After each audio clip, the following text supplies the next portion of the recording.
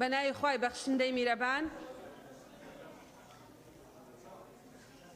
بەناوی گەلی کوردستان دانیشتنی ژمارە 11 وەرزی بەهارە ساڵی سێم لە خولی پێنجەمی هەڵبژاردننی پەرلەمانی کوردستان دەست پێەکەین. سەرەتاش داوا لە بەڕێز سکرتێری پەرلەمانەکەم کە بەرنامەی کاری کۆبوونەوەکە لەگەڵ پوختەی کۆنووسی کۆبوونەوەی پێشوو بخێنێتەوە. فەرموون. بەڕێز سەرۆکی پەرلەمان بەرنامەی کار بە پێی حکمی مادەی 5 بڕگەکان یەکەم دووەم سێیەم لە مادەی 16 بڕگەی سێیەم لە مادەی 18 بڕگەکانی یەکەم دووەم و سێیەم و چوارەم و پێنجەم لە مادەی 20 مادەکانی 47 48 52 54 و 55 و 56 و 57 لە پەیڕەوی ناوخۆی پەرلەمانی کوردستان دەستەی سەرۆکایەتی پەرلەمان بریاریدە بەرنامەی کاری دانیشتنی ژمارەدەی ئاسای خولی بەهارەی ساڵی سێیەم لە خولی پێنجەمی هەڵبژاردننی پەرلەمان لە کاتژمێر 11 پێشنەوەڕۆ ڕۆژی سێشەمە ڕێکەوتی 27 چواری 2021 بەم شێوەیە بێت. خستنە ڕوو گفتوگۆکردنی کێشەکانی منداڵان و هاوڵاتیانی خاوەن پێداویستی تایبەت خاوەنداریەکان بەم ئامادەبوونی وەزیری کاروباری کۆمەڵایەتی حکوومەتی هەرێمی کوردستان بە پێی حکمی بڕگەی یەکەم مادەی 6 لە پەیڕەوی ناوخۆی پەرلەمانی کوردستان بە پێی حکمی بڕگەی چوارەمی مادەی 48 لە پەیڕەوی ناوخۆی پەرلەمانی کوردستان دەستەی سەرۆکایەتی پەرلەمان بریاریدە بە زیادکردنی بڕگەیەک بە ڕێزبەندی دووەم بۆ بەرنامەی کاری دانیشتنی ژمارەدەی ئاسایی ڕۆژی سێشەممە ڕێکەوتی 27 چواری 2021 بەم شێوەیە خوارەوە. گفتوگۆیەکی کراوەی ئەندامانی پەرلەمان لەسەر پاراستنی ئاشتی کۆمەڵایەتی و ڕێزگرتن لە بەها پیرۆزی ئاین کۆمەڵایەتیەکانی و ئازادیە بنەڕێتیەکانی مرۆڤ. بەڕێز سەرۆکی پەرلەمان پوختەی دانیشتنی ژمارە 9 ئاسایی بە پێی حکمی بڕگەی دووەم مادەی 252 لە پەیڕەوی ناوخۆی پەرلەمانی کوردستان پوختەی دانیشتنی ژمارە 9 ئاسایی خولی بەهارەی ساڵی سێیەم لە خولی پێنجەمی هەڵبژاردننی پەرلەمان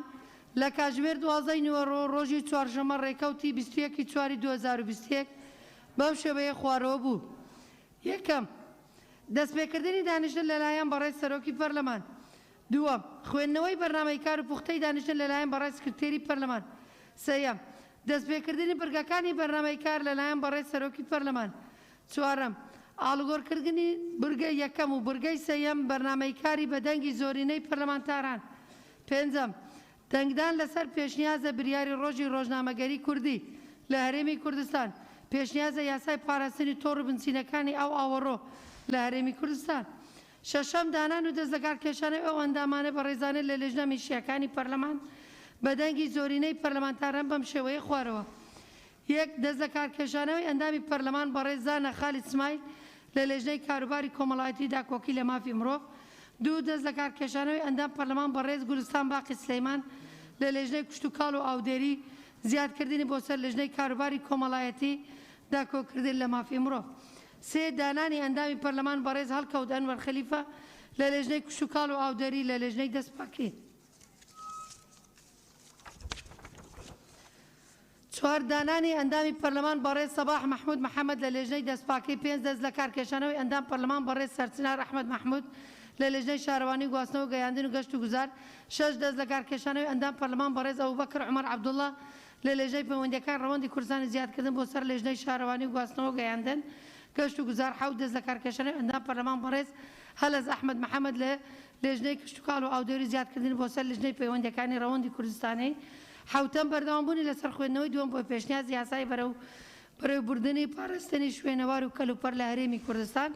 هەشت کۆتایی هاتنی دانیشتن لەلایەن بەڕێز جێگیری سەرۆکی پەرلەمان. زۆر سپاس.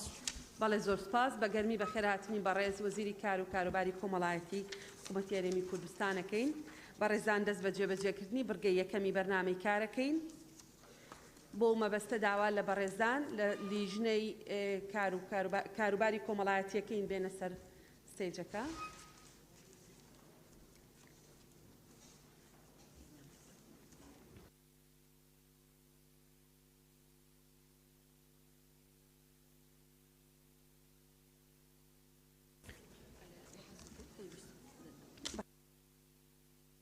بەڵێ کاگڕوی. بناوی خود برس سرک پارلمانی لگورای ماده 56 برگه یک از دخوازم بحث وان شر و پیگدادان و هرش لشکری ترکیه بکم دورا برواری بالا و از فهم خلکی و منطقه و همجی ویشوی از الویری بوم وقتی ویشری ریدای یعنی نافدهاتنا بو هرما کردستان شلای لشکری ترکیه و ریدای براستی شرکی یانجی هاتنا فروکین جنگی و فروکین کوپتر و هاوتنا توپال دور برین گنده هم گنده هروره آقاره چلکی گنده دیتره کارکی وصابو بیرا روژن کفن هاتا بیرا مروفی یعنی بتنه او خلکی الواندرا دجین او بتنه تشین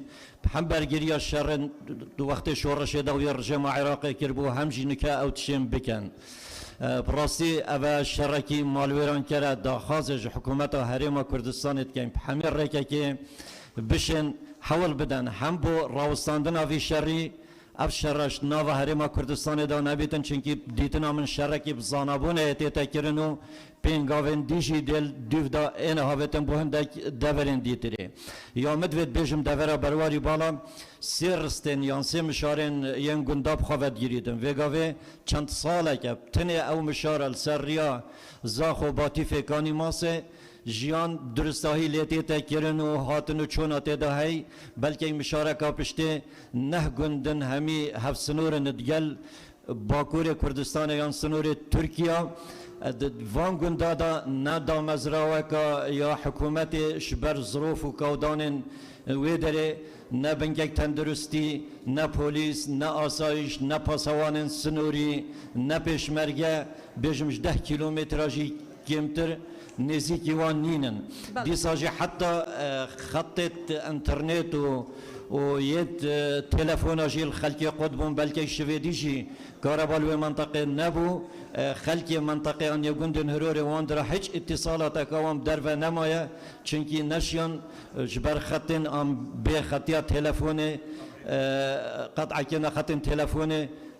پیوندی بخلکی خوشی بکن داخازه دکین حکمت و پارلمان خالب کنه خدا و وک راپو وک نیونری و منطقه و پارلمان ترکی کردستان و روش منطقه یا کانی ماسه و یا آمدیه پر راپورت که از پیشکشی سرکاتی پارلمانی کم سپاس بله زور سپاس دست خوش به بله کاکاو برای سروش پارلمان لگل اوی او برگه یکمی برنامه کار که تایبت با خواهان پیداویست تایبت کن برگه چی گرنگ او دبو زوتریش کاری لسر بکریت و ایشی لسر بکریت ولام براستی لئستاد یکک لگرنگترین ارککانی پارلمان باز کردنه للیبرینی موچه خورانی هرمی کردستان چون خودتان زانن لئستاد دهاتی هرمی کردستان به شوی چی برچاو زیادی کردو هم دهاتی نوتی هم دهاتی نانوتی بداخوا يعني كاتك نود ب $25 و $30 بو سطا 21 حكومت ليبريني يكري استابا $65 زياتر لدو اوندي زقل وداهات كان تريج دو اوند زيادة كردو بلان تا استا ليبرين بردوامه يعني اما تناقين براستي حكومت او همو داهاتي ك ديت هرمي كردستان بو شوي اتي بۆچی نایەتە خەزێنەی دەوڵەت بۆچی نادرێ بە موچە خۆرانی هەرێمی کوردستان بەڕاستی حکوومەت یان دەبێت لێبڕینی موچە کۆتایی پێبێنێ یان دەبێت دەست لە کار بچێشێتەوە بەڕاستی کە ناتوانێت موچەی فەرمانبەران کە سەرەتاییترین مافی فەرمانبەرانە بدات پێویستە حکوومەت دەست لە کار بکێشێتەوە بە حکوومەتێکتر پێک بێندرێتن یعنی معقول نییە بەڕاستی ئەمەوێ باسی ئەرچی پەرلەمانش بکەم بەڕێ سەرۆکی فەرمون کاکتۆر تکایە سەرۆ لگام بدا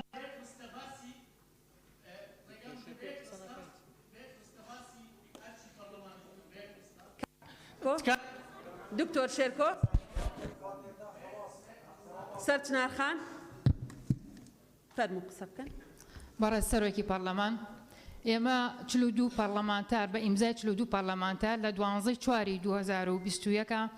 بەپێی مادەی 66 بڕگەی یەکەم یاداشتمانیاوە بە سەرۆکایەتی پەرلەمان تایبەت بە بابەتی کۆتاییهێنان بە لێبڕینی موچە و بە تایبەتی ئێستش کە ئیتیفاقی بینی عێراق و هەرێم بە کۆتایی هاتووە و یاسای بوجە پەسەند کراوە بەڵام بەپێی مادەی هەر 66 بڕگەی سێ ئەبووایە سەرۆکایەتی پەرلەمان لە ماوەی 14 ڕۆژە ئەو یاداشتەی بخسایەتە بەرنامەی کار کە پێویستی ژیانی هەموو خێزانەکان هەرێمی کوردستانە بەڵام بەداخەوە ئەوە پشتگوێ خراوە و بابەتێکی گرنگە پێمان بڵێن ئێستا زام جوابەکەی چی ئەڵێ ئێمە نووسراومان کردووە بۆ حکوومەت جوابی ناوێن ئێمە بێ چاوەڕێ ئەوە بکەین حکوومەت ئەگەر بە حکوومەت بێ هەر جواب نایاتەوە بە حکوومەت بێ لێبڕین هەر کۆتایی پێ ناهێنێ ئەی پەرلەمان چۆن فشار بکە ئەی ڕۆڵی چاودێری پەرلەمان ئەبێ لێرە تۆ چۆن پێناسەیەکەی بۆمان ئێمە ئەکرێرە ئەوە بێدەنگ بین و بە بەرچاومانەوە سەر ئەنجومەنی وەزیران بڕیاری نایاسایی دەربکات زۆر سپاس ئێمە بەگوێرەی ئەم پەیڕەوە دەسەڵاتمان هەیە هەر دەسەڵاتێک لەم پەیڕەوا دراوە بە دەستەی سەرۆکاتی ئێمە ممارەسەی ئەو دەسەڵاتانە دەکەین ئێمە داواکاریەکەتانمان پشتگوێ نەخستووە بەڕێز کۆبنەوەی پێشوو لێرە نەبووی ئێمە ڕوونکردنەوەماندا ئەو داواکاری کە ئەندامانی پەرلەمان ئاراستەی پەرلەمان سەرۆکاتی پەرلەمانیان کردووە بە گوێرەی بڕگەی یەکەمی مادەی 66 ئەڵێ کۆبوونەوە لە نێوان پەرلەمان و حکوومەتدا پەرلەمان و حکوومەتدا ئێمە داواکارەکەی ئێوەمان ئاراستەی حکوومەت کردووە بە مەبەستی ئامادەبوون حکوومەت ئامادە نەبێ خستە بەرنامەی کاری بابەتی موچە ئەگەر بەرهەمێکی هەیە ئەمە با قسەی لەسەر بکەین بەڵام بۆمان دەرکەوتووە کە بەبێ حکوومەت ئامادە نابن خۆ من پۆلیسم نییە بڕوابیان هێنێن سەر چنارخان بەڵێ کاگالی حەمە ساڵح بەڵێ بەسەر چاو بەڵێ بە ناوی خوای گەورە بەڕێز سەرۆکی پەرلەمان دوێنێ راپۆرتی جێبەجێبوونی یاسای چاکسازیات پێشتر داوای دانیشتنمان کردبوو مەبەستم ئەوەیە بڵێم دوای دراسەکردنی راپۆرتەکە دەرکەوت بەشێکی زۆری مادە گرنگەکانی ئەم یاسا هیچی جێبەجێ نەکراوە ئەوەیشی کە تەنانەت بەشێکی هێشتا لە دەرکردنی مەرحەلەی ڕێنماییشی بۆ دەرنەکراوە داواکارم لە بەڕێستان لیژنەی دارایی لە زووترین کاتا راپۆرت بنووسێ بێ دانیشتنی لەسەر کرێ تەنانەت 8 مانگە 1969 پلە باڵا و تایبەتی نایاسایی دیاریش کرا و موچەکانیان ڕانەگیراوە 264,000 خانشین ناسایی هیچی نەبراوە ئەوەشی کە براوە ئەوە تەفارقینە بە پێی بایۆمەتری کراوە ئێستا دەرکەوتووە بەشێکی زۆری لێبڕینەکەی نایاسایی ئەبێ بگەڕێتەوە بۆیە ئەمە بکرێت دووەم من سەرنجم لەسەر خاڵێکی بەڕێزێ لە هیچ خاڵێکی مادەی 66 ناڵێ حکومەت ناتوانێنێت چکە مودەی داناوە ئەڵێ لە ماوەی هەفتەیەکە هەفتێکی بۆ درێژەکرێتەوە ئایا هاتووە بڵێ ئەتوانێت هەفتەیەکتر و مانگێکی تر من یەک سەرنجی بۆ بەڕێستان یعنی حکومەت بۆ ئامادە نییە بێتەم پەرلەمانە قسە لەسەر قاچاقچێتی خاڵە سنووریەکان بکە لە 14 مانگە خۆی قەراری داوە نظامی یەک دقەکە تەواو بوو بەڕێزان وەڵامی منطقیە بەڕێزان قسەی خۆتت کرد بۆی قسەی خۆمان بکەین راپۆرتەکەی چاکسازی کە ئاراستەی پەرلەمانی کوردستان کراوە دوێنێ ئاراستەمان کراوە ڕاستەوخۆ ئاراستەی لیژنەی دارایی و ئەو لیژنانەمان کردووە کە پەیوەندی پێیانەوە هەیە مەسەلەن لە سێکتەری شەیدان ئاراستەی شەیدان کراوە لە ناوخۆ ئاراستەی ناوخۆ کراوە لە پێشمەرگە ئاراستەی پێشمەرگە کراوە ئەوان راپۆرتمان بۆ بنووسن و هەر داواکاریەکیان هەبێ بۆ ئەوەی دانیشتن بکرێ سەرۆکایەتی هیچ مەناعەتێکی نییە کاتێکە لیژنەکانی پەرلەمانی کوردستان راپۆرتەکانی خۆیان نووسن دوو کاکالی حەمە ساڵح بەڕێز ئەندامی پەرلەمانی خۆلی پێشوش بووی ئێمە نووسراو بۆ حکوومەتەکەین ئەبێ لە ماوەی 14 ڕۆژە بیخەینە بەرنامەی کار ئەگەر حکوومەت نەیەت خۆی داوای تەمدید بکە بۆ نمونە داوای 7 ڕۆژەکە ئێماڵین ئەوە 7 ڕۆژی تر بەڵام حکوومەت نەداوای تەمدیدی کردووە نەوەڵامی داوەتەوە بەڵێ کاکێڤیدار وەرەگرین بەڕێز سەرۆکی پەرلەمان بەڕێزان با من تەواو بەمێوش قسە بکەنەوە بەڵێ بەڕێز سەرۆکی پەرلەمان لە 12/4 شاندی حکومەتی هەرێمی کوردستان بۆ مفاوزات کە چوونەتە بەغدا هاتنە پەرلەمانی کوردستان سەرۆکاتی پەرلەمان سەرۆکی هەموو فراکسیونەکان تەنیا بەڕێزنەوەی نوێ حازر نەبوو هەموو فراکسیونەکان بە سەرۆکاتیەکە خۆیانەوە بەشدار بوون لیژنەی دارایی لیژنەی سامانە سروشتیەکان یەک بەڕێز یەک ئەندامی پەرلەمان یەک سەرۆک فراکسیۆن بە شاندی حکومەت نەیوت کاکە قبول ناکەین ئێوە لێرەن 21% لێ ئەبڕین بەڕێز وەزیری دارایی لەو کۆبوونەوە وتی لێبڕینەکە دەبێت و وەکو مانگی تر یەک برادریش داوای نەکرد یەک برادری ئەو پەرلەمانە لەناو ئەو کۆبوونەوە کە حکومەت لە پەرلەمان بوو داوای نەکرد من پێم خۆشە وەکو سەرۆکاتی پەرلەمان بە ناوی پەرلەمان ئیشە دروستیەکە بکرێتن لەناو کۆبوونەوە دووبارە ئەکەمەوە یەک برادر یەک فراکسیۆنیش داوای نەکرد بەڵێ بەڕێزان ئەندامانی پەرلەمان لەو کۆبوونەوەی ئێمە داوای بەڕێزان ئێستا ئێوە قسە دەکەن ماشەڵڵا 5 ئەوەنەی ئەم دووبەرەی تر قسە دەکەن ئاساییە بەڕێزە باشە بەڵام کە ئەوان قسەیان کرد مەجال بدەن بۆی ئەوانش قسە بکەن لەو کۆبوونەوەی کە ئێمە لە دەستەی سەرۆکایەتی سەرۆکی فراکسیۆنەکان و لیژنە تایبەتمەندەکان لەگەڵ حکوومەتا کردبوومان تایبەت بوو بە دانوستان بە بودجە. بەڵێ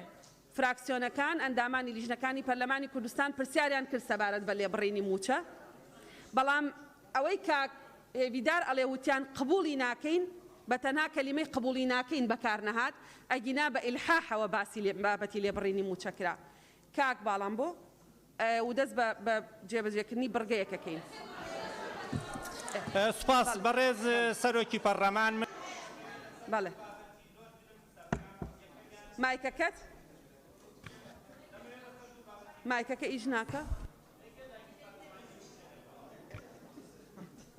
بەڕێز سەرۆکی پەرلەمان، من دەمەوێت لەسەر دوو بابەتی زۆر گرنگ قسە بکەم. بابەتی یەکەمیان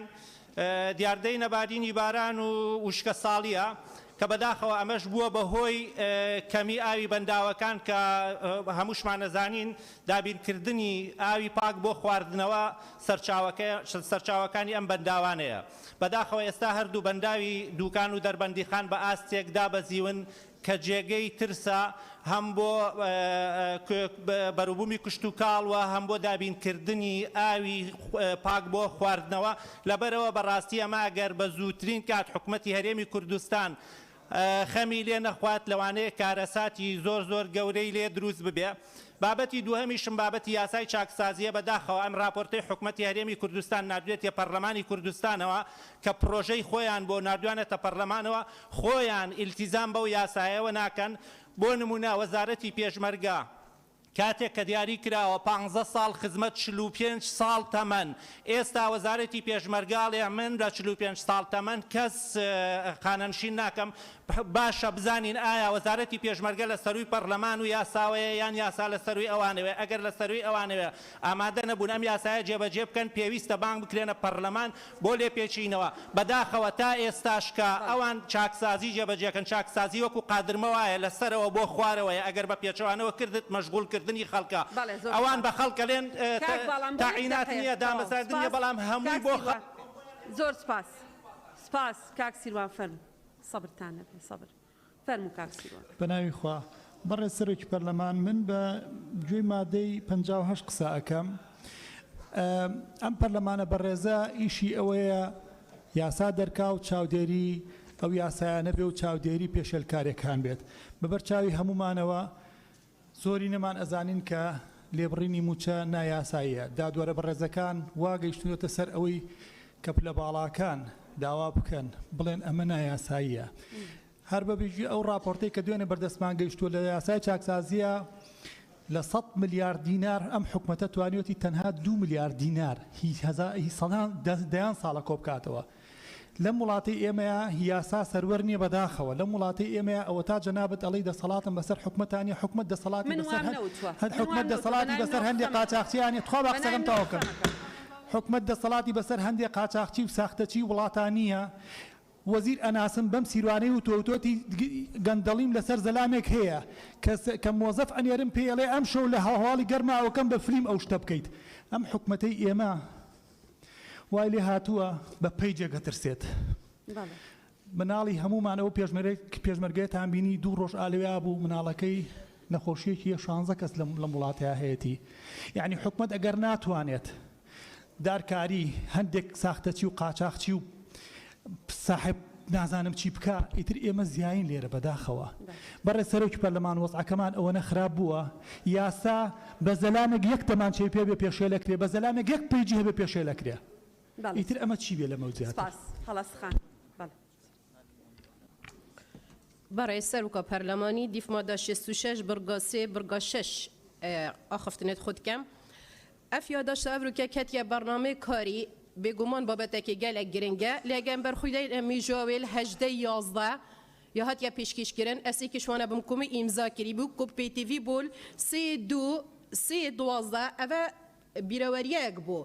ڕۆژە ڕێزگرتن خوددان پێتیڤین تایبەت بوو. ئایا پشتی 150 ڕۆژە شنیە خستە بەرنامەی کاری چ قەومیە لە دنیایدا ئەڤروکە ڕۆژەیەوە هەرکەفتەیە دوو ما داخواست کردی وەزیر 3 وەزیر ئامادە بن. ئایا بۆچی هەردوو وەزیری دی کەرم نەتکردن و بێنەڤێرێ دا فعلا مازانی با ئاخفتنت مادێ بنە بڕیار و دێنە جێبەجێکردن بۆ وەزیری دارایی نەهاتیە بۆ وەزیری تەندروستی نەهاتیە. زۆر مەمنونم. بەڵێ زۆر سپاس بۆ خۆتان نەزانن 2 مانگ پشوو بووە ئەمە یەکەم دووەم کە داوای ئەو دانیشتنە کراوە سەرەتا راپۆرتی لەگەڵ نەبووە دوای داوامان لە بەڕێز مامۆستا عومەر کردبوو کە راپۆرتێک بۆ مەبەستە ئامادە بکە دواتر ئەوەنە ئەحداسی بەسەرا هات ئێمە ئەسڵەن بیرمان چوو بوو بیخەینەوە بەرنامەی کار هەتاوەکو جارێکی تر کاک عومەر داوای کردەوە لە کۆبوونەوەی پێشووتری پەرلەمانی کوردستان سەبارەت بە ئامادە نەبوونی بەڕێزان وەزیری دارایی و وەزیری تەندروستی بەڕێز وەزیری کار و کاروباری کۆمەڵاتی لێرەیە تایبەتمەندی ئەو بوارەیە و هەر شتێک کە پێویست بێ لەگەڵ وەزیرەکانی تر قسە بکە ئەوان کۆبوونەوەی ئەنجومەنی وەزیرانەکەن لەوێ قسەی خۆیانەکەن کاک پێشەوە بەڕێز سەرۆکی پەرلەمان من لەبارەی دوو بابەت زۆر بە خێرایی قسەکەمیان لەبارەی بەرنامەی کارەوەی دەستان خۆش بێتەوە بەو پەڕی حرمەتەوە بوو دوو بابەتی گرنگن بەڵام من تێبینیم لەسەر مادەی دووەم هەیە نووسراوە گفتوگۆی کراوە بەڕێز سەرۆکی پەرلەمان پەرلەمانی کوردستان نە ناوەندی لێکۆڵینەوەیە نە کەناڵی تەلەڤیزیۆنیە نە ڕێکخراوە هەتاوەکو گفتوگۆی کراوە بکە ئەگەر فەراغێکی یاساییمان هەیە و کێشەیەکی یاساییمان هەیە لە ڕووی یاساییەوە توانین قسەی لەسەر بکەین ئەگەر بێت و لە بابەتێکم تەرخەمی هەیە توانین داوای لایەنی پەیوەندیدار بکەین ئەگەر ئەمەنیە لە کوێی دنیا هەبوو پەرلەمان بڵێ گفتوگۆی کراوە باشە دوای گفتوگۆی کراوەکە چی لە مەسلەی بابەتی موچە هەمومان لەم بابەتەدا خەمخۆرین و کاتی حکوومەت هاتە پەرلەمانی کوردستان و بەڕێز جێگری سەرۆکوەزیران هات ئێمە لەسەرم بابەتە مناقەشەی جدیمان کرد و قسەی جدیمان کرد داوامان کرد کە حکوومەت دۆخی خۆی بخاتە ڕوو لەبارەی موچەوە بەداخەوە ئەوەی کە ئێستا لە هۆڵی پەرلەمانە وترێ ئەکرا ئەو بەڕێزانە بێنە ناو کۆبوونەوەی حکوومەتەوە لەوێ قسەکانیان بکەن و ئەوەشی کە داوای هەڵۆشانەوەی حکوومەت دەکات ئێستەوە داوای ئەوە کە حکوومەتی هەرێمی کوردستان دەست لە کار بکێشێتەوە ئەگەر بێنە سەر حکوم و حکومداریە وڵاتە بکەن لەبری 1970 موچە لەوانەیە کارتی جۆلانێ بەسەر خەڵکا تەوزیع بکەن چونکە بینی ومانە و ئەزانین کە ئەو قسانەی کاک پێشەوە لە پرۆتۆکۆڵە سڕێتەوە سەبارەت بە بەرگەی دووەمی بەڕێزان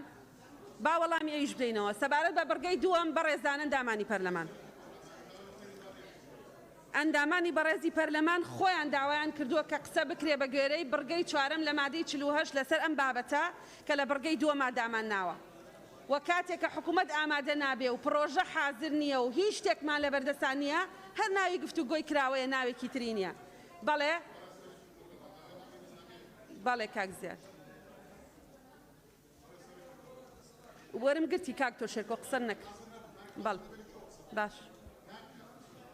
باش وەرم گرتی قسەت نەکرد ئەتخەمە ئاخیر کەس بەڵێ کاک زیاد وەرم گرتی کاک زیاد فەرموو بەڕێز سەرۆکی پەرلەمان سەبارەت بە لێبڕینی موچە ئێمە بەردەوام قسەمان لە بەڕێز سەرۆکی پەرلەمان سەبارەت بە لێبڕینی موچە کاک تۆر شێرکۆ بەڕێز سەرۆکی پەرلەمان کاک زیاد یەک لەحظە کاک تۆر شێرکۆ وەرم گرتووی قسەت نەکردووە داومە بەسەر چنارخان کاک زیاد فەرموو بەڕێز سەرۆکی پەرلەمان سەبارەت بە لێبڕینی موچە ئێمە هەر لە سەرەتاوەمان ڕاگەیاندووە کە لێبڕینی موچە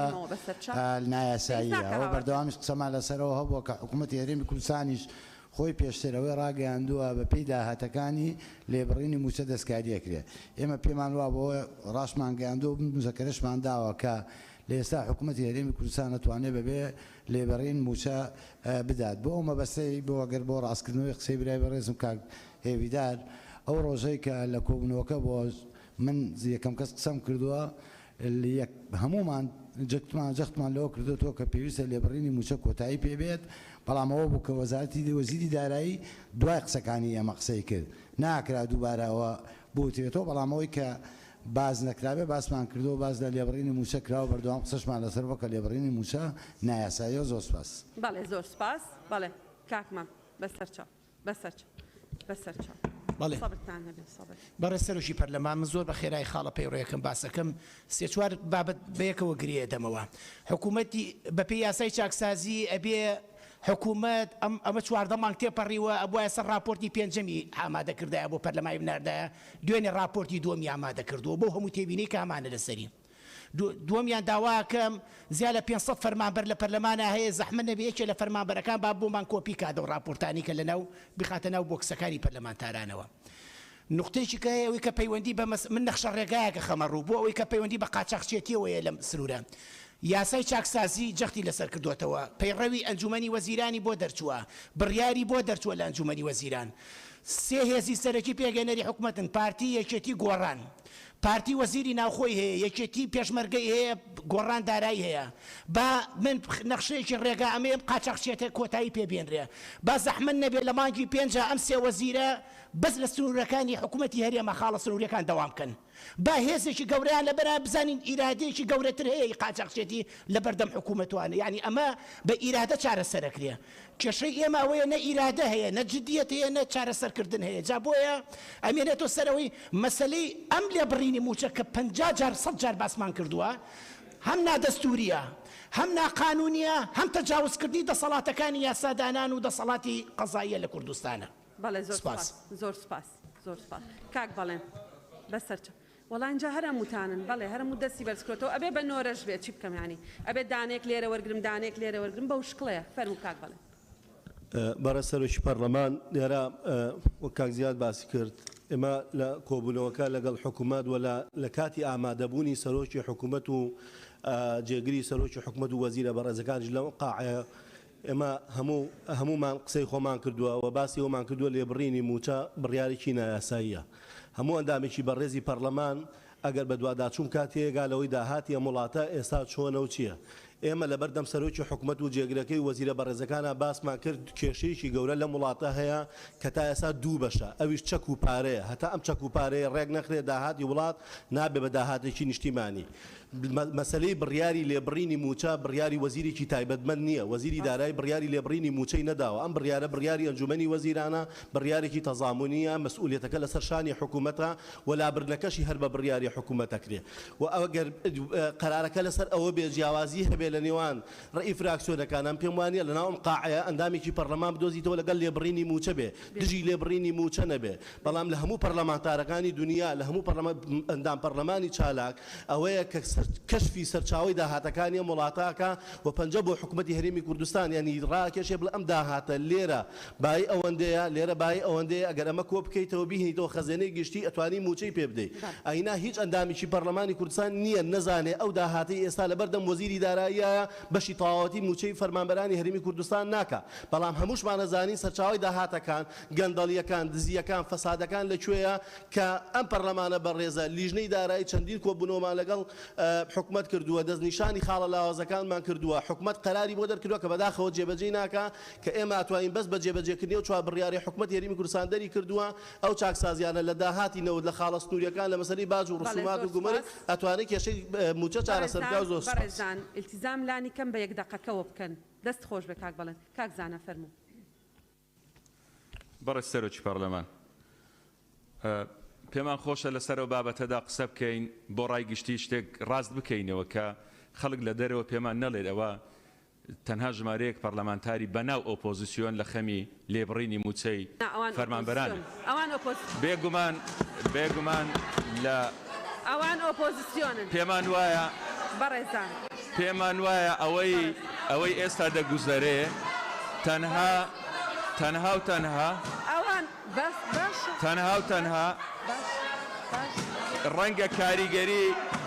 ڕەنگە کاریگەری ئەو شوێنە بیت بەڕێستان ئۆپۆزیسیۆنن بەڕێز سەرۆکی پەرلەمان بەڕێزان بەڕاستی کەینەوە بەڕێز سەرۆکی پەرلەمان بەناو دەسڕێتەوە لە پرۆتۆکۆڵ و بەڕێزانە ئۆپۆزیسیۆن بەڕێز سەرۆکی پەرلەمان ئێمە قسەمان لەسەر ئەوەیە شەراکەتی ئەم وڵاتە حکومڕانێتی ئەم وڵاتە بە ئیتیفاقیەکی سیاسی لە نێوان هێزە سیاسیەکانی هەرێمی کوردستاندا ئەنجام درایە ئەمڕۆ ناکرێت فەرموو هەڵەسخان ئەگەر جەنابەت قسە دەکەیم قسە ناکە فەرموو ئەگەر قسە لەسەر قسە دەکەی فەرموو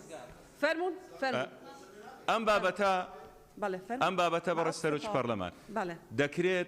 دەکرێت هەمومان بەیەکەوە لێرە هەمومان دەزانین هیچ پەرلەمانتارێک نییە لە خەمی موچەی موچەخۆرانی هەرێمی کوردستاندا نەبێت دەبێت ئەمە خەڵک لە دەرەوە ئەو بزانێت بەڵام بەداخەوە کاتێک لە هۆڵی پەرلەماندا قسە دەکرێت جیاوازە لەگەر ئەوەی کە لە وەفدێکی حکوومەت دێ لە هۆڵەکانی دیکە لێرە کۆبنەوە دەکەین قسەکان بە دوو ئاراستەی جیاوازن ئێمە لەناو کۆبنەوە لەگەڵ تیمی حکوومەتدا فراکسیۆنەکانی دەسەڵات کەوانەی ئێستا لە حکومڕانێتی ئەو وڵاتە داین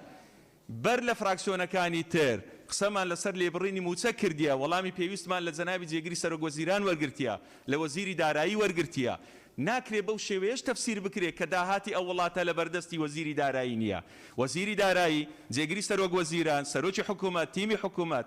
هەمووان خۆیان بە بەرپرسیار زانیە لە کۆبوونەوەکەدا بەرامبەر بارودۆخە. ناکرێت لێرەدا بە شێوەیەکی دیکە تەفسیر لەو بابەتە بکرێت، هەموو مەسئولیەتەکە بخرێتە سەرشانی جەنابی سەرۆکی حکوومەت لەم بابەتەدا. پێمان سەیرە لەوەدا کە حکومڕانیت بەم شێوەیە ناکرێت بەڕاستی. لێرەدا لە حکوومەت بەشداربی و لە ناو هۆڵی پەرلەماندا باز لەوە بکەیت کە ئەمە مەسئولیەتەکە مەسئولیەتی خەڵکێکی دیکەیە. حکوومەت هوتێلی 5 ئەستێرە نییە کە خەدەماتەکەت بەدڵ نەبێت و لە ناو حکوومەتدا بچێ دەرەوە. ئەمە پێمان وایە کە دەبێت لایەنە سیاسیەکان ئیدی لەمە دووە لە هەرێمی کوردستان بە ڕاستەیەکی دروستتر مامەڵە بکەن، بە خەڵکی کوردستان بڵێن ئێمە لە ئۆپۆزیسیۆنی یان لە دەسەڵات داین. ئەمە کۆتایی بە قەیرانە سیاسەکانی هەرێمی کوردستان دەیەنێت کە باسیشمان لە بەناو ئۆپۆزیسیۆن کرد بۆ ڕاستکردنەوەی ئەم بابەتە. پێم خۆشە بەڕێزان بەڕوونتر لەو بابەتە تێبگەن. ئێمە ئۆپۆزیسیۆنی دروست لە هەرێمی کوردستاندا ڕەیەکە کە بەڕاستی هەمومان جێی تەقدیرە یاعتیبار دەکەین. ئۆپۆزیسیۆن بەوەوە جوانە لە ناو هۆڵی پەرلەماندا هەمومان بەیەکەوە لەسەر بارودۆخەکانی هەرێمی کوردستاندا قسە بکەین، وەگلەیەکان وەربگرین. بەڵام بەناو ئۆپۆزیسیۆن ئەوانە دەبن کە بەشدار بن و مەسئولیەتەکە بخەنە سەرشانی تاکە هێزێکی سیاسی لە هەرێمی کوردستان. حکوومەتی هەرێمی کوردستان حکوومەتی هەرێمی کوردستان بە کۆی پێکهاتەکانیەوە بەرپرسیارەتێکی تەزامونی هەیە و ئەوان پێکەوە قرار دەدەن بڕیارە باشەکانیان هی هەموو هێزەکانە. ئەو بڕیارانەشی کە ڕەنگە بەدڵی ئێمە نەبێ بەدڵی خەڵک نەبێ پەیوەندی بە زروفێکی دیاریکراوە هەبێ هی هەموو حکوومەتی هەرێمی کوردستانە و ئەوان لە ناو خۆیانە ئەم دابەشبوونیان نییە کە بەداخەوە ئێمە لە پەرلەمانی کوردستان دابەش بووین. بەڵێ کاکتۆر شێرکۆ. بەناوی خۆی گەورە و میهرەبان، بەڕێز سەرۆکی پەرلەمان، بە پێی مادەی 48 بڕگەی چوارەم کە باس لەوە کە سەرۆک فراکسیۆنیان چەند پەرلەمانتارێک ئەتوانن داواکاری بڕگەی زیادکردنی بڕگەیە بکەن، داوامان کرد کە لەسەر بڕینی موچە بڕگەیەک زیاد بکرێ بۆ کۆبوونەوەی پەرلەمان. لە کۆتاییەوە دەست پێکەم کە بەڵێ حکوومەت نایەت، بەڵام بەپێی ئەم پەیڕەوی ناوخۆی پەرلەمانی کوردستان بۆی هەیە لەسەر نەهاتنی وەزیری دارایی یا هەر بەرپرسێکی تری حکوومەت لە لێبڕینی موچە بە غیابی ئەتوانێ پرساندنیان بۆ بکە. بۆیە با دەسەڵاتی پەرلەمانی کوردستان پەیڕۆ بکەین، فشار لە حکوومەت بکەین. ئەو کۆبوونەوەی کە کاگەویدار باسیەکە ئەو کۆبوونەوەیە کە پێش ئەوەی کە حکوومەتی عێراقی بەڕەسمی بەشی پشتی هەرێمی کوردستان لە بودجێ عێراق دیاری بکە و بیسەلمێنە کە هەرێمی کوردستان ئەتوانێت تەواوی موچەخۆرانی هەرێمی کوردستان بدا و بێ لەوەش کە معلومە کە هەمووان ناڕازین بەرامبەر بە لێبڕینی موچە. بۆیە پەرلەمانی کوردستان بەپێی ئەم پەیڕەوی ناوخۆیە پێویستە ئەگەر حکوومەت نەهات وەکو نەهاتووە پرساندن بکە بۆ وەزیری دارایی سەرۆکی حکوومەت و جێگری سەرۆکی حکوومەت بۆی فشار بێ لەسەر لێبڕینی موچە، یان بێن قەنەعات بەم پەرلەمانە بکەن داتا و ڕقەمی تەدقیقکراوی بخەنە بەردەست بڵێ لەبەر ئەوە بۆمان ناکرێ موچە بە تەواوەتی بدەین، یان پەرلەمان دەسەڵاتی خۆی بە تەواوەتی بەکاربێنێ ئەگەر نهاتن پەیڕەوی ناوخۆ ئەڵێ بە غیابی بۆی هەیە محاسبە و لێپرسینەوە بکە و بڕیاریش بدا لەسەر ئەوانەی کە تەقسیریەکەن. بەڵێ زۆر سپاس. بۆ ئەوەی لێپرسینەوە بکرێ، بۆ ئەوەی پرساندن بکرێ، ئیستیجواب بکرێ، ڕێوشێنی قانونی خۆی هەیە. ئێمە ئەو ئوستوبەشمان تاقی کردەوە کە بە غیابی پرساندنمان کرد. جارێکی تریش تەقدیمی کەنەوە ئێمە بە هەمان شێوە بۆیان ئەنێرین. ئەگەر هاتن بەخێر بێن ئەوە بە ئامادەبوونی خۆیانەکرێ، نەهاتن بە غیابیەکرێ. بەڵام واقعێک هەیە لە هەرێمی کوردستانە بەڕێزیشتان ئەیبینن، ئێمەش ئەیبینین کە حکوومەت کابینەی نوێمی حکوومەت هەرێمی کوردستان لە ناو پەرلەمانە زۆرینەیەکی پەرلەمانی هەیە، هەتا ئەو زۆرینەیە خۆی ئیقرار نەکا ئەو حکوومەتە هەڵماوەشێتەوە بە ئیتر یەکتری برینار نەکەین. بەڵێ کاک کاروان. بەڕێز سەرۆکی پەرلەمان، طبعاً لە قسەکانی بەڕێز کاک زانای مەلا خالیدەوە دەست پێکەمە وایە بەڕێزێ وەڵامە بۆ قسەکانی هەبوایە پێ و ڕاگرتایە چونکە بەشێکی قسەکانی سیاسی بوون پەیڕەوی نەبوون. لەکوێ وایە پێم ڕامگرتایە ئەوە لەو کاتێک کە باسی ئۆپۆزیسیۆنەکان حکوومەتی هەرێمی کوردستان بەڕێز سەرۆکی تکایە بێڵە قسەکانم بکەم بەڕێز سەرۆکی پەرلەمان، چونکە ئەگەر بڕۆینەوە سەر ناوەڕۆکی ئەو ڕێکەوتنە کە ئەبوایە پەرلەمانی کوردستان لەم ڕێکەوتنەیە ڕۆڵی چی بوو بووایە لە بەرامبەر حکوومەتی هەرێمی کوردستان، ئێمە دەیان خاڵمان هەیە کە بیخینە ڕوو لە سەبارەت بە ڕۆڵی پەرلەمان لە ڕۆڵی چاودێریکردنیەوە ئەمڕۆ نووسراوی ئەندامی بەڕێزی پەرلەمان هاتووەتەوە دوای ساڵێک و 2 مانگ لەلایەن حکوومەتی هەرێمی کوردستانەوە ساڵێک و 2 مانگ لەسەر پرسی دەرمان کە لەو ماوەیە ڕەنگە سەدان خەڵکاتە قوربانی بۆ نمونە لەسەر پرسی زەوی وزار ئێمە پرسیارمان کردووە دوای ساڵێک هاتووەتەوە وەڵامەکەی کە ئەم دەقەیە من و تۆ قسە ئەکەین لەو کاتەوەی کە بەڕێزێ لیژنەی شارەوانی و ڕاستپاردووە بای 2 ملیار دلار زەوی لە وڵاتەیە داگیر کراوە کە هێشتا لیژنەکە جموجۆڵەکانی دەست پێ نەکردووە و سەبارەت بە لێبڕینی موچە دەرفەتم بە بەڕێز سەرۆکی پەرلەمان وەڵامی کاک بەڵێنە دەمەوە کە ئەڵێ ئەبێ داتاکان باشە وەڵامی نادەمەوە وەڵا پشتیوانی قسەکانێکم ببوورە پشتیوانی قسەکانێکم بە داتا ئیڵم لە هیچ سەردەمێکی حکومڕانیە بەقەت ئەم مانگە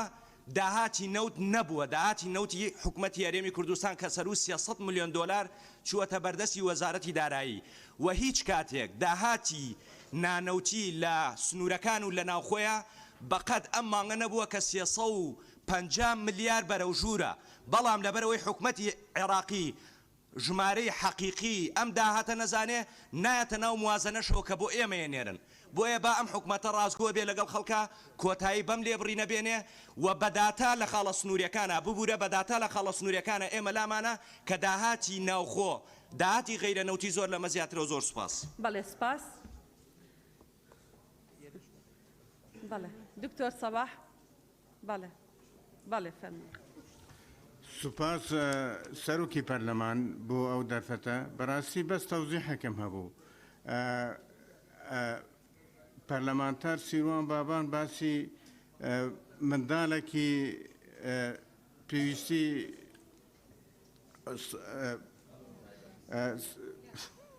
خوددان پێویستی تایبەت بوو کە منداڵی پێشمەرگە بوو ئەو منداڵە بە ئۆفیسی جەنابی سەرۆکی حکوومەتی هەرێم هاتە چارەسەرکردن و ئیستا لە چارەسەرکردندا هەرویستم ئەو تەوزیح بدەم سپاس زۆر سپاس دکتۆر ڕێبوار زۆر سپاس کاکتۆر بەناوی خوای گەورە میهرەبان بەڕێز سەرۆکی پەرلەمان دیارە کرێی کارەبا کە حکوومەتی هەرێمی کوردستان لەسەر زۆرێک لە کۆمپانیاکانە داهاتێکی باش پێک دێنێ بۆ حکوومەتی هەرێمی کوردستان دەشکرێ بڵێن تەکانێک دەدا بە داهاتی هەرێمی کوردستان و باشترکردنی دۆخی دارایی کۆمپانیا هەیە ملیارێک و 500 میلیۆن دینار قەرزاری کرێی کارەبای حکوومەتی هەرێمی کوردستان وەکو کۆمپانیای چاڤیلان بۆیە داوایەکەین کە حکوومەتی هەرێمی کوردستان دەست و بر بکات لە وەرگرتنەوەی ئەو قەرزان ئەمەوێ ڕای ئەوەی کە قەرزێکی زۆر بۆ نمونە بای 750 میلیۆن دلار کۆمپانیا هەیە وەکو چاڤیلان قەرزاری حکوومەتی هەرێمی کوردستانە کە پێویستە وەربگرێتەوە بۆی کە دۆخی دارایی باشتر بێ بەڕێز سەرۆکی پەرلەمان قسە لەسەرەوە کرێ کە چاکسازی لە خاڵە سنووریەکان کە جەنابی سەرۆکی حکوومەتی هەرێمی کوردستان بڕیارێکی دەرکرد بە پێکێنانی لێژنەیەک لە وەزارەتی پێشمەرگە وەزارەتی ناوخۆ بۆی سەردانێکی مەیدانی ئەم خاڵە سنووریانە بکەن بۆی بزان ڕەوشی گەندەڵی لەوێ چۆنە بەڵام بەداخەوە بە هەندێک هۆکاری سیاسی هەزەکەم ڕێگیری ئەکرێ لەبەرەوەی گومرگەکان سەر بە وەزارەتی دارایی من داواکەم کە وەزیری دارایی بێ لێرە لە پەرلەمانی کوردستان تەوزیح دەبزانانی ئایا هۆکارەکان چین بۆچی ئەم لژنەیە تەفعیل نەکراوە بەڕێز سەرۆکی پەرلەمان ئێمە کە لەگەڵ جەنابی جێگیری سەرۆکی حکوومەت دانیشتین لەگەڵ بەڕێز وەزیری دارایی لەگەڵ شاندی حکوومەتی هەرێمی کوردستان وەکو ئەوە بوو کە جەنابیشت لەوێ حزورەتە بوو وەکوەوە بوو کە دانیشتێکی نیمچە پەرلەمانی کرا هەمومان بە ئازادی قسەی خۆمان کرد من بەش بە حاڵی خۆم کە لەوێ ئامادە بووم پرسیارم کرد لە بەڕێز جەنابی جێگیری سەرۆکی حکوومەت وتم وە لە وەزیری دارایی کە ئایا حکوومەتی هەرێمی کوردستان ئێستا لە توانایدا هەیە بەبێ لێبڕین موچەبدا جەنابیان وتی نەخێر ئێستا حکوومەتی هەرێمی کوردستان ناتوانێت لەبەر هەندێک هۆکار کە باری دارایی باشتر نییە بەڵێ بەڕێزان ئەم دۆسیانەی ئێمە هەموو کۆبوونەوەیەک باسیەکەین کە پەیوەندی بە قەرزەکانی حکوومەتی هەرێمی کوردستانەوە هەیە و بە گوێرەی ئەو ڕاپۆرتی چاکسازی هاتووە تا ئێستا 2 ملیاری لێوەرگیراوەتەوە کە پەیوەندی بە پابەندی کۆمپانیاکانەوە هەیە کە پەیوەندی بە خاڵە سنووریەکانەوە هەیە کە پەیوەندی بە قاچاقچێتیەوە هەیە ئیرادەیەکی سیاسی هەیە بۆ ئەوەی ڕوبەڕووی ئەم حاڵەتانە ببێتەوە ئەم چاکسازیانە بکە ئێمە ئەم ئیرادە سیاسیەمان لانی کەم لەو کۆبوونەوەی کە کۆی حکوومەت هاتبوون سەرۆکی حکوومەت و جێگری سەرۆکی حکوومەت و وەزیرەکان بینی بەڵام بەڵێ حەقی خۆمانە بپرسین ئەم ئیرادە سیاسیە بۆ تەرجەمە نابێ بۆ کردەوە ڕێگریەکانی چین پەرلەمانی کوردستانە بێت لەو بارەیەوە قسەی خۆی بکە و ئێمە ڕاوێژەکەین و بیرەکەینەوە چۆن مامەڵە لەگەڵ ئەو پرسیارانەی ئەندامانی پەرلەمان بکەین کە بە بەردەوامی دووبارە بێتەوە بەڕێزان بابەتی کەم ئەندامان بەڕێز وەزیری کاروباری کۆمەڵایەتی لێرە ئامادەیی هەیە. ئێمە ئەگەر لە ئێستاوە نقطەی نظامی وەرگرین لەسەر ئەو بابەتانی کە بەداخەوە بۆتە هۆی دابەشبوونی فراکسیۆنەکانی پەرلەمانی کوردستان و وا قسە لەسەر یەکتر یەکەین کە لە دوو عالەمی جیاوازین بڕواتان بێت تا ئێوارە تەواو نابێت. دەرفەت بدەن بۆ ئەوەی بڕگەی یەکەم تەواوکەین.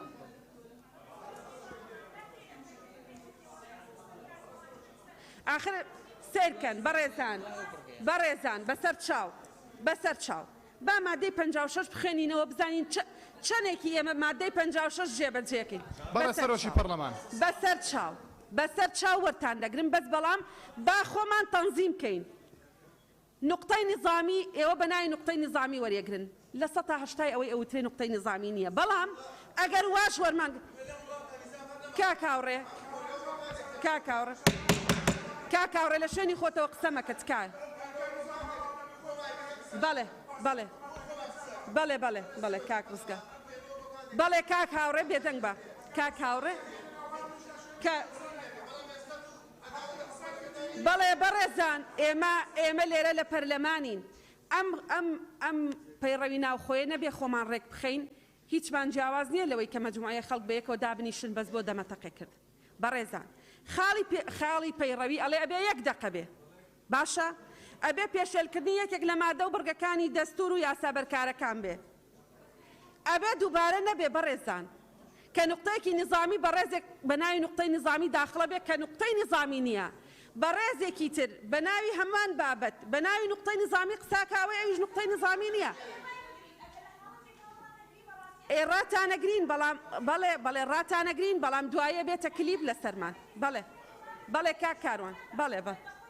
بەڵێ لە شوێنی خۆتانەوە قسە بەناوی خودای گەورە مهرەبان بەڕێ سەرۆکی پەرلەمان هیوام وایە کە پێم نەبڕیت چکە ئەو برادرانی کە تۆ ئاماژەت پێکردن قسەیان کردەوە بێەوەی کە هیچی نقطەی نظامی قسەکانی خۆت پێ کاک بەڵێ بەسەر چاو.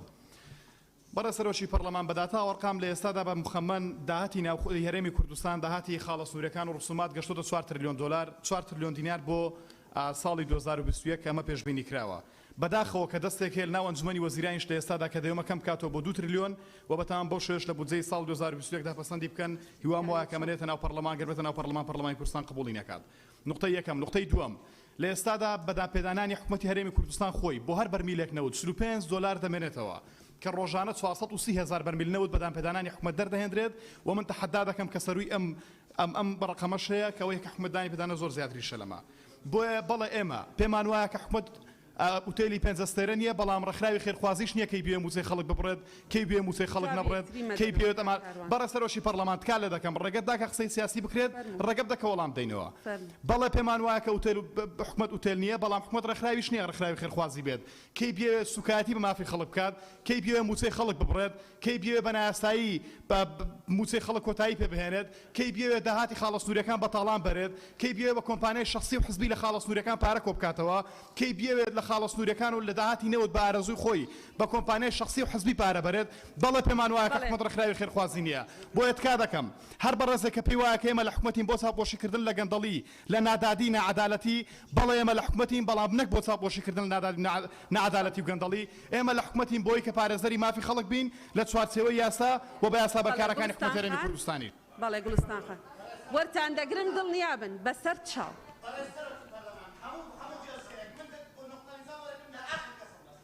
ئێستا زیاتر لە 20 کەس ماوە با سەرۆکی فراکسیۆنی گۆڕان قسە بکات دوایەوە وەرتان دەگرین. بەڵێ فەرموو گوڵستان. بەڕێ سەرۆکی پەرلەمان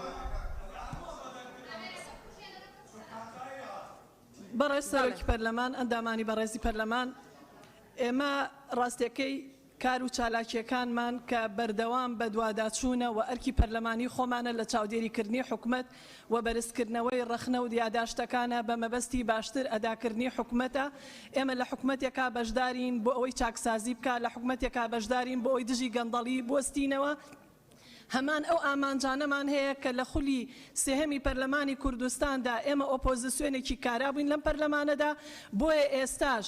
هیچ پەیڕەوێکی ناوخۆی پەرلەمانی کوردستان هیچ ڕێکەوتنێکی سیاسی بربەز نییە لە بەردەم ئەوەی کە پەرلەمانتارانی بزوتنەوەی گۆڕان نەتوانن بە دوواداچوون بۆ ئەرک و بۆ ئیشەکانی خۆیان بکەن و نەتوانن یاداشت و راپۆرتەکانیان بەرزکەنەوە بۆ ئەم پەرلەمانە و هیچ شتێکیش ڕێگر نییە لەوەی ئێمە چاوپۆشی بکەین لەوەی کە لێبڕینی موچە هەیە گەندەڵی هەیە دزێتی هەیە قاچاقچێتی هەیە و بەرەوڕوو بە حکوومەت و بەجێگر و بە دەستەی دانوستانکارمان و تو هەموو ئەم شتانە و تومانە دەستبەرداری قاچاقچێتی بن دەستبەرداری ڕاوڕوت و قاچ و قوچ بن بۆی ئەم میلەتە بە خۆشی بژی ئێمە ئەزانین حکوومەتی هەرێمی کوردستان ئوتێلی 5 ئەستێرە نیە بەڕاستی ئێمە هاتوین بۆی خزمەتی هاوڵاتیانی خۆمان بکەین هاتوین بۆی ئامانجەکانی بزوتنەوەی گۆڕان لە ناو دەسەڵاتە بەدی بهێنین نەک لەوەی کە ئێمە دانیشین لێرە قڕ و قەب دانیشین و هیچ نەڵێن ڕەخنەکانمان بە دوواداچوونەکانمان بۆ چاکردنە بۆ بەهێزکردنە بۆ بە موەسەساتکردنی دام و دەستگاکانی حکوومەتی هەرێمی کوردستانە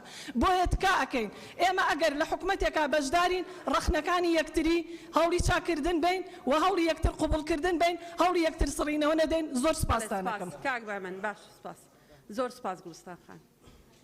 تکایە ئێمە بڕگێکمان داناوە بەس بۆ پاراستنی ئاشتی کۆمەڵایەتی لەم کۆبوونەوەی ئەمڕۆ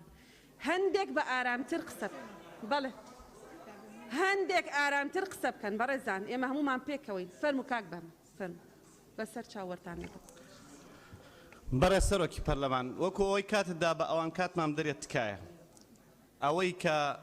برادرانی یەکێتی و گۆڕان وتیان من حەزەکەم بە سەراحەت بە خەڵکی کوردستان بڵێم لێرەوە داهاتی ناوخۆی سلێمانی تا ئێستا ناگەڕێتەوە بۆ هەولێر ئەمە یەک دوو ئەم مانگە بۆ دانی موچەی 180 ملیار دینار لە داهاتی ناوخۆ بەکار هاتووە 106 ملیاری هی هەولێرە 80 ملیاری هی سلێمانی 80 ملیارەکە 55 ملیاریان داوە تا ئێستا 25 نەداوە تا ئێستا زەختیان لێکەن لە حکوومەتەوە سێ با خەڵکی کوردستان بپرسێت تکایە قساکەم جوابم دەنەوە دوای من بە ئەرقام قساکەم من بە ئەرقام قساکەم بێمنەتیشم لەو قسانەی کە ئەیکەم بەڕێز سەرۆکی پەرلەمانی کوردستان بەڕێزان با قسەکانی تەواو بکە با قسەکانی خۆی تەواو بکە هەمومان کە خۆمان قساکەین خۆمان بە خاوەن حەقە زانین بەڕێزان بەڕێز سەرۆکی پەرلەمان قسەمان بە کەس نەبڕیە بێ قسە بکەین حەقی خۆتە قسە بکە فەرموو بەڕێز سەرۆکی پەرلەمان حەقە خەڵکی کوردستان لێرەوە بپرسێ حەقە خەڵکی کوردستان لێرەوە لە حکوومەتی هەرێمی کوردستان بپرسێ بەرپرسی مەلەفی بایۆمەتری لە دوو کابینە کێیە و بۆچی ئامادە نییە ئیمزا لەسەر بڕینی دوو موچە و سێ موچە و بندیوار بکە ئەویش بە مەلەفەکەی لای بەڕێز جێگیری سەرۆکی حکوومەتە بۆ ئیمزای ناکە سێ خەڵکی کوردستان با بزانێ پارتی دیموکراتی کوردستان و ئەوەی بەشی پارتی لە کابینی حکوومەتی هەرێمی کوردستان زۆر بێمنەتە لە پێکێنانی ئەو هێزە هاوبەشەی کە حکوومەت بڕیاری داوە لە پێشیشا لە برایم خەلیل و حاج عمرانەوە دەست پێ بکەن بەڵام ئەوە هێزی ترە ئامادە نییە ئەو هێزانەی تریش کە هاتوونەتە ناوم حکوومەتە ئێمە ئیتفاقەیەکمان کردووە لەسەر بنەمای کورسی و نەسی ئیتفاقەکان لای هەمومان ماوە حزبی وا هەیە بە 12 کورسی هاتووە ئێستا 6 کورسی لەگەڵ ئێمەیە و داهاتیشە 12 کورسی نە قساکەم بەجێ بەڕێز سەرۆکی پەرلەمان من ئاخر قسەمەکەم ئێمە وەک پارتی دیموکراتی کوردستان خاوەن بە خاوەنی ئەم حکوومەتە ئەزانین کێش ئامادە نییە لەم حکوومەتە بەرپرسیارەتی هەڵگرێت دەرگای کراوەیە دەتوانێت بە پێش چاوی خەڵکی کوردستانە بکشێتەوە لەم حکوومەتە و بۆ ئەوەی بە خەڵکی کوردستان بڵێت تەنها یەک حەزب بەرپرسە بەرپرسیارەتی ئەوەیە لە کاتی نەبوونی بەرپرسی لە هاتی هەبوونی شەر بەرپرس بی با قسەی تەواو بکە بەسەر چاو بەڕێزان ئاشناخان ئەوەی تۆش پەیڕەوی نییە لە شوێنی خۆتەوە قساکەی بەڵێ بەڕێزان بەڵێ ئاشناخان بەڕێزان سەبارەت بەو قسانەی کە کاک بەهمەن دەیکا سەبارەت بە بدۆسی بایۆمەتری یەکێکە لە شانازیەکانی حکوومەتی هەرێمی کوردستان لە کابینەی هەشت و لە کابینەی نۆش سەبارەت بەوەی کە بەڕێز جێگری سەرۆکی حکوومەتی هەرێمی کوردستان واژۆ لەسەر بایۆمەتری ناکە ئەم زانیاریە بە نسبەت ئێمە تازەیە و دڵنیابن لەوەی کە دەپرسین و ڕاستی دەکەینەوە ساغی دەکەینەوە کە ئەمە حەقیقەتە یا حەقیقەت نییە ئێمە لێرە پێمان خۆش نییە ئەندامانی پەرلەمانی کوردستان ئەسڵەن خەڵکیش ئێمەی بۆ نوێنەرایەتیکردنی خۆی ناردووە نەی ناردوین بەرامبەر لە یەکتری بگرین بۆ ئەوەی کە نیگەرانی بۆ خەڵکی کوردستان دروستکەین دوو زۆن نییە لە هەرێمی کوردستانە هەرێمی کوردستان هەرێمی کوردستانە حکوومەت هەرێمی کوردستان بەرپرسیارەتێکی هاوبەشی هەیە ئەو هێزانی کە بەشدار بوون لە حکوومەت بە ئیرادەی خۆیان بەشدار بوون لە حکوومەت ڕەنگە ئامانجەکانی بەشداربوونیان لە حکوومەت بەو شێوەیە نەهاتوەتە دی کە خۆیان ئەیانەوێ کە خۆیان مەبەستیانە ئەمە ژیان خاتە ژێر فشاری دەنگدەرەکانیان و ژێر فشاری ئەو کەسانەی کە پشتیوانیان کردوون لەبەرەوە ئەم دۆخە سیاسی ئاڵۆزەی ئێستا لە هەرێمی کوردستانە هەیە ڕنگدانەوەکەی لەسەر پەرلەمانی کوردستان تەسەورەکەم لە هەموو دامەزراوەکان زیاتر بێ و ئەم دابەشبوونەی ئێستا لە ناو پەرلەمانی کوردستانە هەیە دڵنیاتانەکەم لە ناو خودی حکوومەتی هەرێمی کوردستانە نییە کە ئێمە دانیشتوین قسە لەسەر وەزیرەکانی یەکتری و لەسەر نوێنەرەکانی یەکتریەکەین بۆ ئارامکردنەوەی دۆخەکە پشێکی نووسعاتی وەرەگرن